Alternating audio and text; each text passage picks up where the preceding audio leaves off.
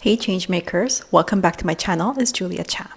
I frequently get asked the question, why do you do the work that you do? Why do you talk about power dynamics? Why do you talk about leadership in the way that you do? Why do you talk about CPR, capitalism, patriarchy, and racism, the three man-made power structures that rule our society? Why address the uncomfortable? And I understand your perspective of why you would have this question. What made me do this work? Especially because on social media, I share quite a lot about my family background. I come from a very privileged family background as a Korean. So every time I go on live on Instagram and TikTok, I get these types of questions. The question being, what is the driving why? What is the motivator? And I'm going to talk to you about that specific topic today, which relate to the whole self-development industry being very much a privileged industry. It's for privileged people who want to become more privileged. And if you have the foundation of being in an advantageous position in the CPR power dynamic structure, then you have a much easier time getting results when you study and apply self-development concepts. Especially when it comes to manifestation, you will notice that that whole manifestation industry is very much driven by white women. And let me say this again, privileged white women. And even white women who didn't realize they were privileged, when they go out there and start putting themselves out there, they can start making things happen because already in the power structure, even if this white woman came from an underprivileged background, they will have some sort of power and they will have support when they put themselves in the marketplace. In this video, I'm addressing several topics that relate to each other. First of all, it's about my why. Why am I doing this work? Well, I do come from a privileged background, but within that context of being privileged, I am underprivileged based on birth order, my gender being huge. Actually, I would say gender, being female, being the biggest handicap in the power hierarchy, even coming from a privileged family. Then immigration. As soon as we immigrated, we are no longer belonging to a certain kind of prestige. And without family's protection, which is another layer to it, you don't have the same privilege and advantages that you used to have. The only thing I would say that has really helped me, not the only thing, but one of the things, is the mindset of deserving better. I frequently talk about having healthy entitlement being one of the key aspects that's going to help you create something better for yourself. So when you do come from a privileged background, that's a win already. That's a W. Another aspect is that it is a combination of having that and then feeling oppressed by societal structures. For example, my family could have never given me how to survive power hierarchies from the racial context. That's not something they ever had to deal with. My family going back, let's say hundreds, even thousands of years, they had an advantage in the most rigid power hierarchy, which is what we would call the equivalence of feudalism. I am not coming from a perspective where I'm an expert in Korean history, nor specifically my family's history. This is something I would like to investigate more. But what I do know is that there are certain elements that from my background that has been a disadvantage and an advantage at the same time. The second aspect is that I came from a family that really valued education, and being cultured was very important. So from very early on, I was reading and studying philosophy like Confucianism, Taoism, what it means to be privileged from Asian families, that these things are seamlessly embedded into your upbringing. And also with different types of immigration. First we went to Argentina and then we came to Canada. So it really opened up my mind in terms of being cultured, being really aware of different ways of living and different types of literature, philosophy, and in general, understanding people. And when you're able to see so much and be in that experience, your mind develops in a way that is much more flexible and open. So that aspect, obviously being able to make that kind of transition require money and privilege to a certain point. So then that was a combination also that has really helped me become who I am today. Now, how does this relate to doing the work that I do now?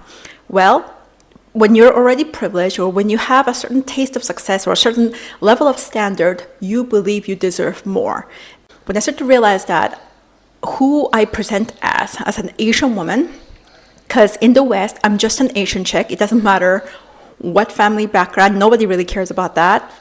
We live in a white supremacist world, and how people view me, they immediately make a type of judgment and have expectations towards me. Typically, it's lower down in the power hierarchy, and also I'm dealing with a lot of the fetishism and the sexual stereotypes of how the West view an Asian woman. And this constantly got in the way of me succeeding in my professional career and in my business too. It's what led me into coaching to try to get myself to succeed more. But then after being coached by different people, and a lot of times I had white coaches, because coaching is so largely run by whiteness. I didn't realize at the time, this was a long time ago, I started to get varying results. Sometimes I would get results, sometimes I wouldn't. And it started with me trying to figure out why something worked and why some things didn't.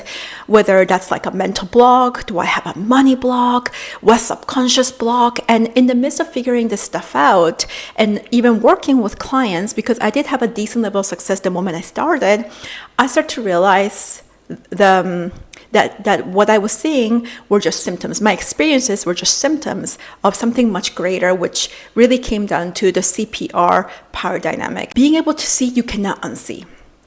And once I realized that so many women, especially women of color, were struggling with self-development that was never meant to be for them.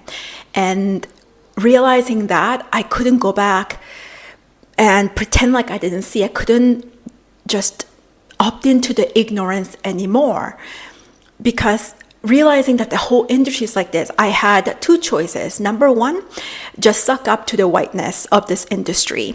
Or number two, be the leader that I always desired to be, and put myself out there and start educating people in a way that if you don't like something about your industry, you need to start becoming part of the change, not part of the problem.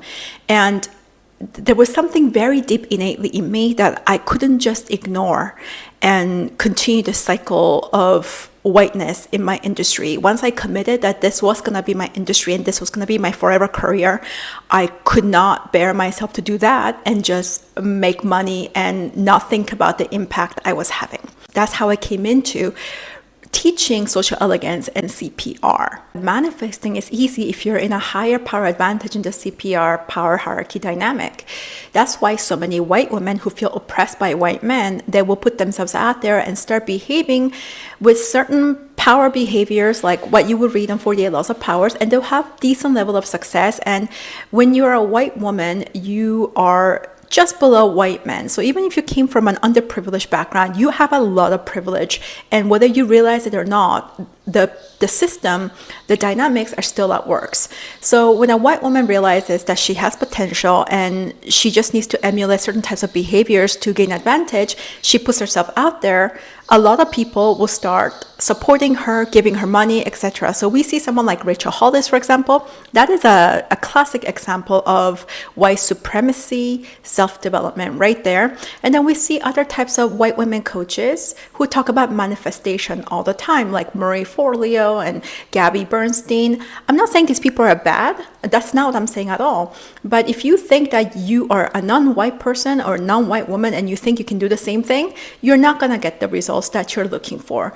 Unless, of course, you really suck up to whiteness. That would have been my other option. If I were to pretend like race doesn't exist, and if you don't manifest, you're just low vibe, or you need to change some kind of block in your mind, I could have really gone down that route too and pretend like the power dynamics do not exist and they're irrelevant to me or to people's ability to succeed in this society.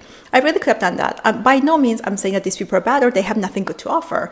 Surely, when you watch their content and you study with them, you will get benefits out of it. But again, you need to start understanding from CPR perspective, you are not in the same ranking as they are. Now, the next thing that you want to look at is looking at how people of color, certain people of color, especially male people of color. So men of color, they will also oftentimes opt into manifestation type of content, and they will start creating that. They'll sell the ideology. And when you see these men of color, they often suck up to whiteness. So typically they'll probably have a white wife, something along the lines of preferring a white woman over a woman of color. When you start to see these symptoms, it's not just a coincidence. It's because they're opting into the white supremacy of self-development. Of course, because they are in a higher ranking than women of color, and when you're a man in the workplace, you're oftentimes given credit a lot faster. They already have a sort of a privileged mindset because relatively in their own community, even if they were struggling in white supremacy, even if they were struggling from an economical perspective, as immigrant families or whatever, as a man, they've always had an advantage. And so they're already bringing the privileged mindset. So what am I saying here? The people who have the hardest time succeeding are underprivileged women of color.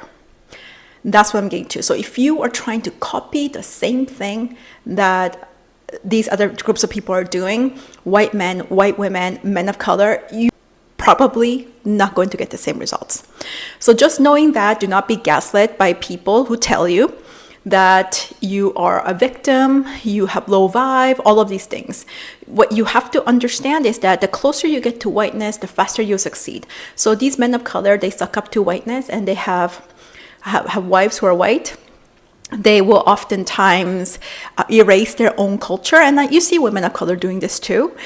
They will oftentimes never talk about what's relevant to them, like race, immigration. They will never mention those things. What is not being said is very indicative of what that person's mindset is and the value system that they want to spread. This is why I came up with the concept of social elegance.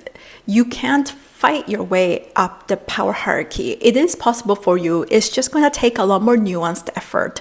You can't just put yourself out there like a bold white woman or a courageous man of color and position yourself, fake it till you make it as a leader. It takes a lot more for you. The lower down the power hierarchy, you unfortunately came into this world and you were placed there due to your family circumstances, due to the socio-economical situation, due to the skin color, the gender, of course, being the main part.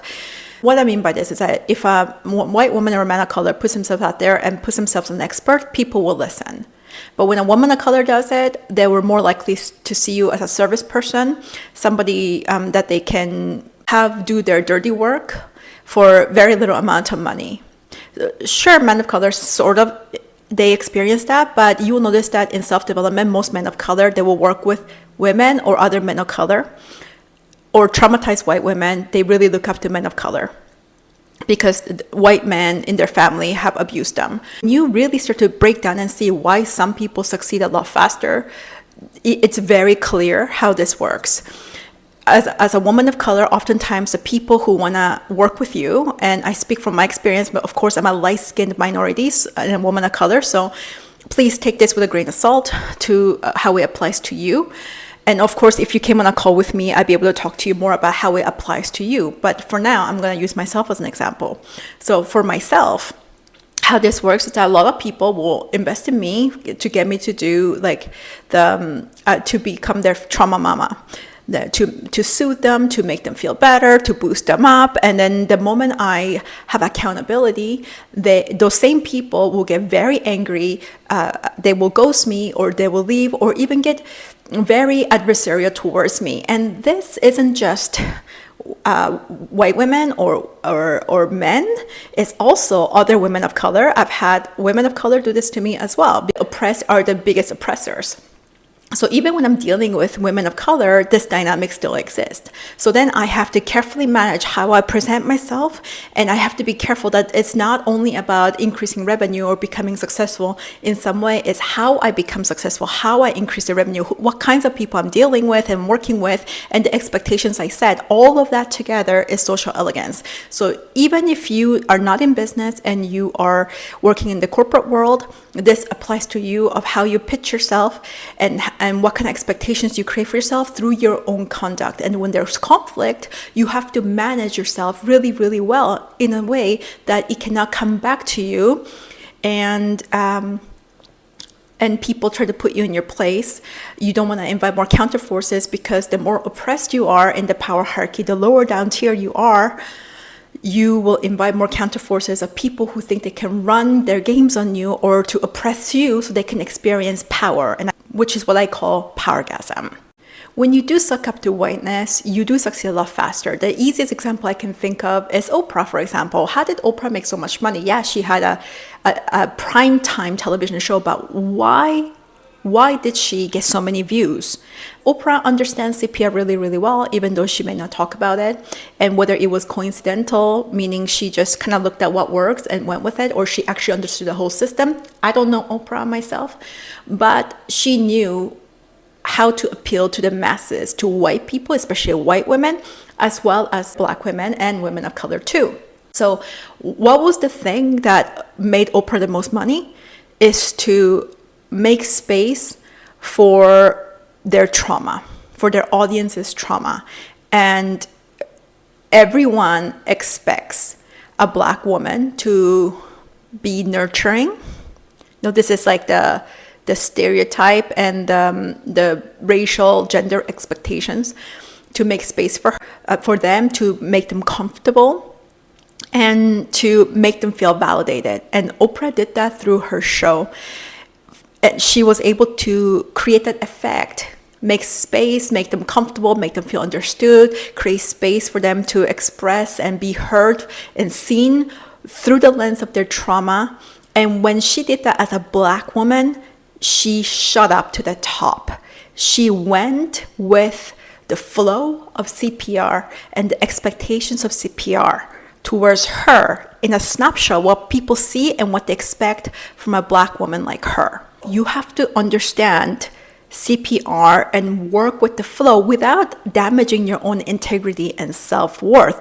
There is a fine line between going with the flow and completely submitting and being a pleaser to the system. Oprah has played her cards really well.